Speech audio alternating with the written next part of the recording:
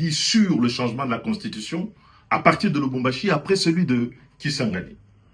Un discours qui oscille entre les mensonges et les menaces en guise d'argument pour justifier le changement de la Constitution de notre pays. Ce qui déshonore à la fois la fonction, mais discrédite alors complètement le projet. Qui vous a dit, monsieur Tshisekedi, que vous avez la charge de limiter l'étendue du débat sur le projet funeste de changer la constitution de notre pays en menaçant de poursuite les opinions contraires sous le prétexte fallacieux de la manipulation? La manipulation, laissez-moi vous dire, monsieur le président, c'est lorsque vous essayez de faire croire à toute la nation congolaise que c'est la constitution qui vous empêche de lutter contre la corruption, les détournements et les gabegies financières coutumières à votre régime et auxquels se livrent quotidiennement vos proches, vos amis et vos collaborateurs.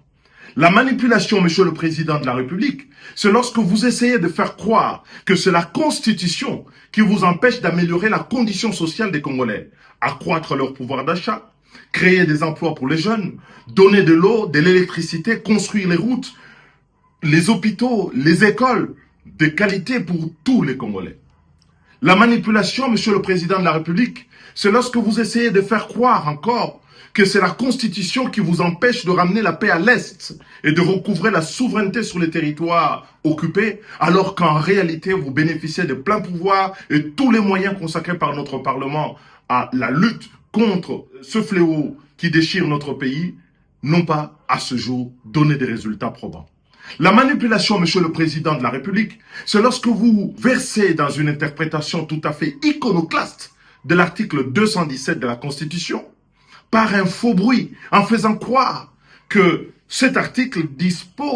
expose le Congo à céder des territoires à des États voisins. Sinon, M. Etienne Tshisekedi, dont vous portez fièrement le nom, n'aurait pas proposé la même disposition à l'article 69 de la Constitution du 24 juin 1967, dont il était co-rédacteur sous la Deuxième République avec le président Mobutu.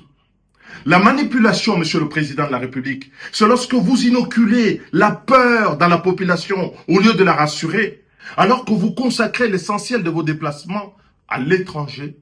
alors que vous dirigez un gouvernement dont la survie tient en partie de la solidarité internationale, à l'exemple du dernier accord que vous venez de signer avec le Fonds monétaire international. La manipulation, enfin, monsieur le président de la République, c'est lorsque prenant les enfants de bon Dieu pour des canards sauvages, en feignant d'ignorer qu'un changement de la Constitution conduit à une nouvelle Constitution dont le bénéfice est strictement personnel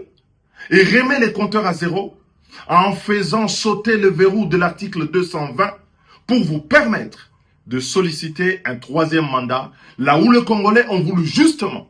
que plus personne ne puisse exercer plus de 2 mandats à la tête de notre pays. La manipulation, c'est ce bénéfice personnel que vous recherchez et contre lequel tous les défenseurs de la Constitution se battent, à savoir limiter le nombre de mandats du président de la République et que le nombre de mandats du président de la République ne doit plus dépendre du bon vouloir du prince, mais de la loi, la Constitution, le pacte républicain, à savoir l'article 220. Les menaces, les mensonges ne feront reculer nullement le peuple congolais et vous aurez au devant de vous tous les patriotes qui veulent aujourd'hui que le Congo devienne à jamais une république, un État au service de l'intérêt général.